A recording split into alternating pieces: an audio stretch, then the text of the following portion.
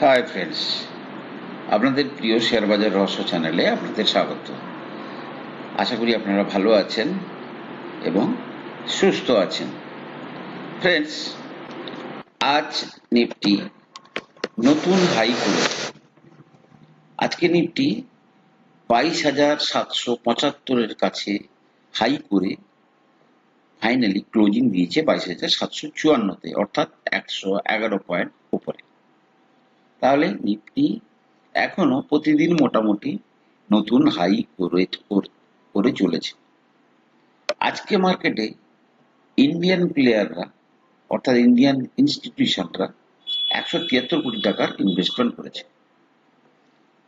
আবার প্যারালালি ফরেনাররাও আজকে প্রায় 778 কোটি টাকার 2,778 কোটি টাকার মানে নেট ইনফ্লো করেছে। অর্থাৎ বাইং সেলিং কে যদি মানে মেলানো যায়, তাহলে ফাইনালি তারা বাই করেছে। ঠিক আছে, অর্থাৎ মার্কেটে নতুন পয়সা ঢুকছে। আরো কয়েকটা ইম্পর্টেন্ট তথ্য দিই। জাস্ট কিছুক্ষণ আগে US consumer price inflation data এসছে এবং যেটা এক্সপেক্ট করা হয়েছিল 3.4%, সেটা এসছে 3.5%। এর ঠিক আগের মাসে মানে এর আগের ডাটাটা যবে এসছে, তবেও 3.2% এক্সপেক্ট করা হয়েছিল, 3.3% এসছিল। মেন লজিকটা কি? ফেডারেল রিজার্ভ বলছে এই বছরে অর্থাৎ 2024-এ তারা 3টে রেট কাট করবে। রেট যখন কমবে, ইন্ডাস্ট্রির ইন্টারেস্ট বার্ডেনটা কম হবে, তাদের প্রফিটটা বাড়বে। এখন প্রশ্নটা হচ্ছে যে ফেডারেল রিজার্ভ কত তাড়াতাড়ি এই রেট কাটটা করবে? এপ্রিল মেতে করবে কি জুন জুলাইতে করবে?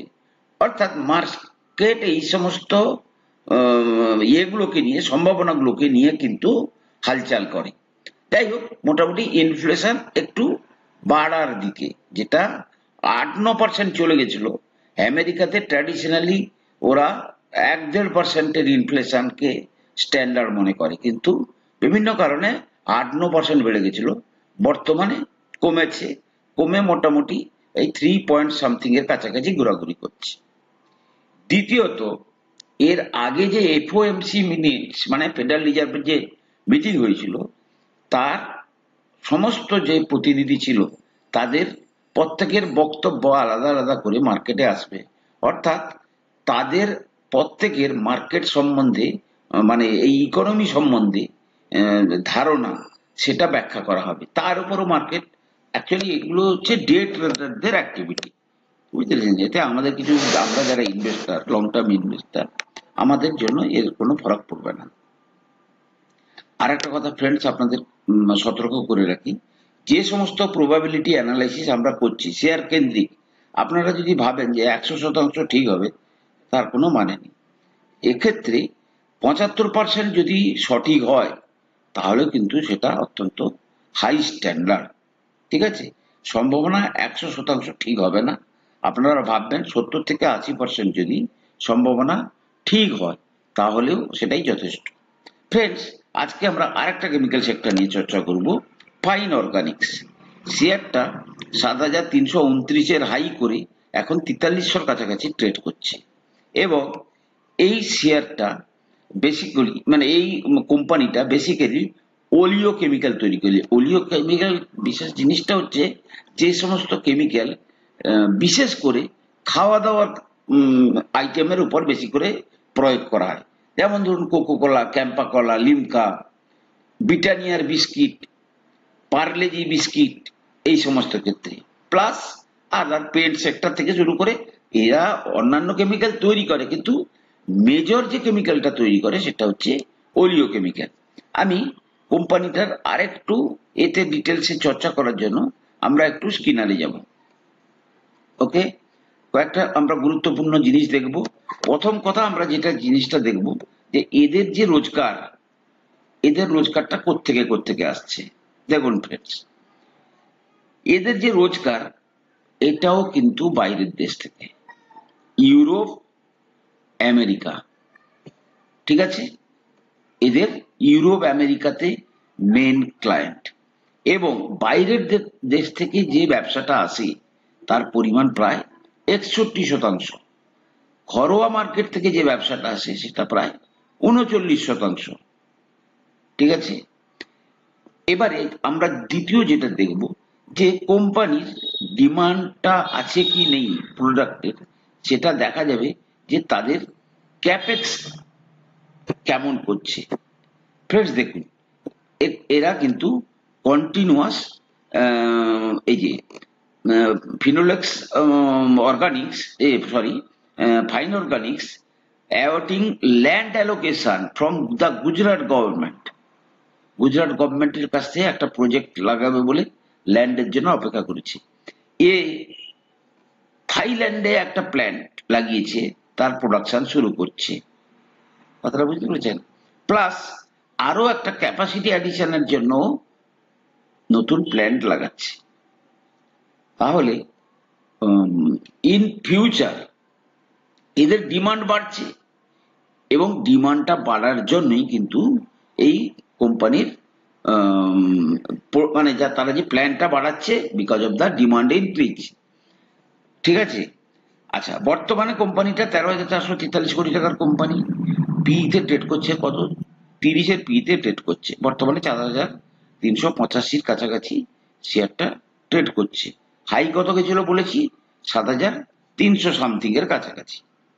এবারে তাহলে আমরা এবার একটু চার্টে যাব যে মেন দেখুন, শেয়ার কেনার কিছু লজিক আপনাকে ফিক্স করতে হবে।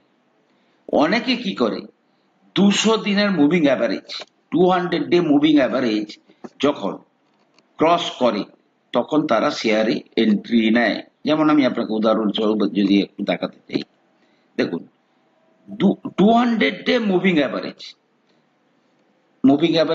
এবারে দেখুন 200 ডে মুভিং অ্যাভারেজ এখানে কত দেখাচ্ছে?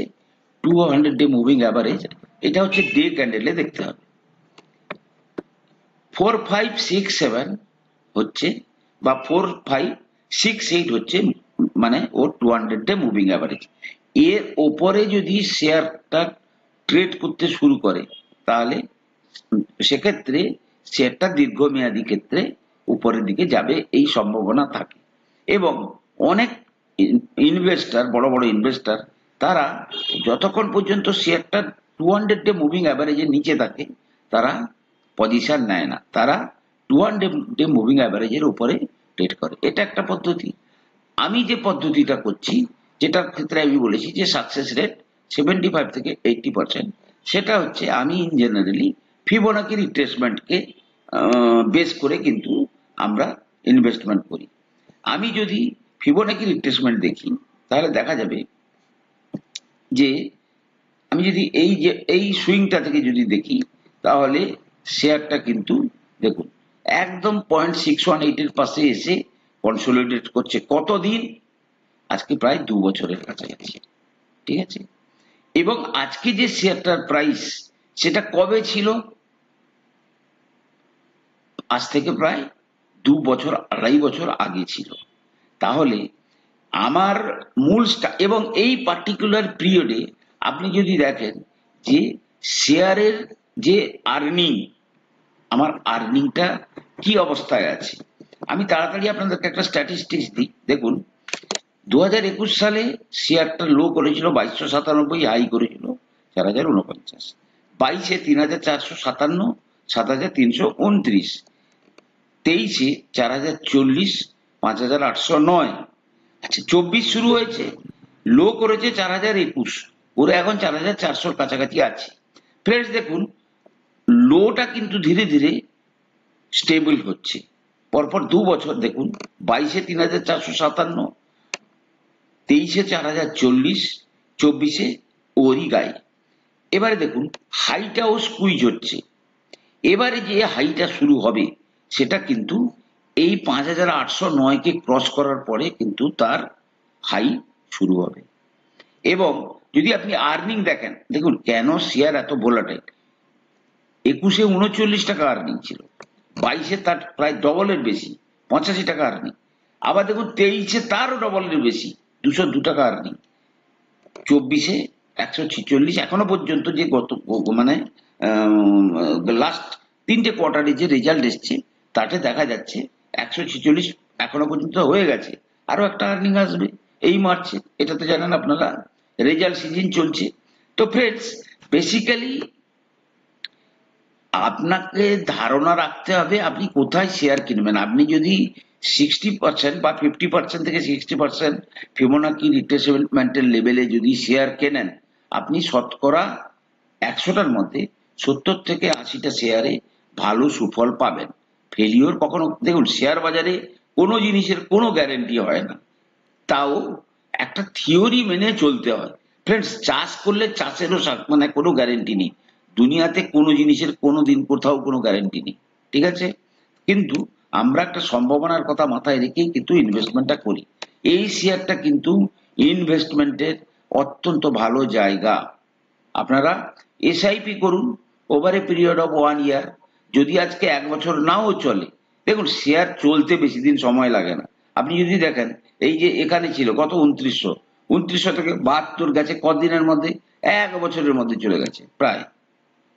তো মেইন জিনিস হচ্ছে শেয়ার যখন উপরে চলবে, আপনাকে যখন শেয়ারটা থেতে হবে সেই সময় আস্তে আস্তে করে কিনতে হয় যখন, এবং আপনাকে বুঝতে হবে যে তার টার্গেটটা কোথা অবধি যাবে। এইভাবে কিন্তু শেয়ারে মানে রিসার্চ করে যারা ইনভেস্টমেন্ট করবেন এবং দীর্ঘমেয়াদীতে যারা হোল্ড করবেন, তারাই কিন্তু শেয়ার বাজার থেকে রোজগার করবেন। ফ্রেন্ডস, আমি কোনো সেবি রেজিস্টার্ড অ্যানালিস্ট নই। কোনো শেয়ারে কেনা বা বিক্রির আগে আপনারা কিন্তু আপনাদের ফাইন্যান্সিয়াল অ্যাডভাইসারের কাছ থেকে পরামর্শ নিয়ে তবেই কিন্তু কোনো শেয়ারে ইনভেস্ট করবেন। ভালো থাকুন, সুস্থ থাকুন। যদি চ্যানেলটা ভালো লাগছে একটু লাইক করুন, শেয়ার করুন, কমেন্ট করুন। কথা হবে পরের এপিসোডে।